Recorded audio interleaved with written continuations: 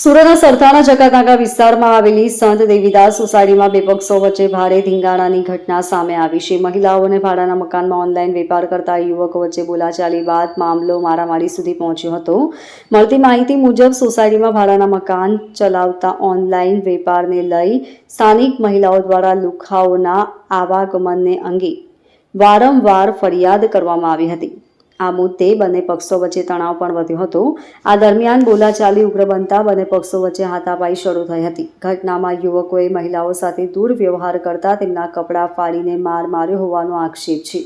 બીજી તરફ મહિલાઓએ પણ યુવકોને જવાબ આપતા તેમના કપડાં ફાડી દીધા હતા. આ સમગ્ર મારામારીની ઘટના મોબાઈલમાં કેમેરામાં કેદ થઈ હતી અને લાઈવ વિડીયો પણ સામે આવ્યા છે. ઘટનાની જાણ થતાં સુરત પોલીસ તાત્કાલિક સ્થળ પર પહોંચી હતી અને મામલો શાંત પાડવાનો પ્રયાસ કર્યો હતો. બાદમાં બંને પક્ષોને સરથાણા પોલીસ સ્ટેશન લઈ જવામાં આવ્યા હતા. મોડી રાત સુધી પોલીસે બંને પક્ષોને સમજાવી મામલો સેટલ કરવાનો પ્રયાસ કર્યો હતો અને અંતે બંને પક્ષોની સામસામે ફરિયાદ નોંધવાની તજવીજ હાથ ધરવામાં આવી છે. Bureau report LK star news, Surat.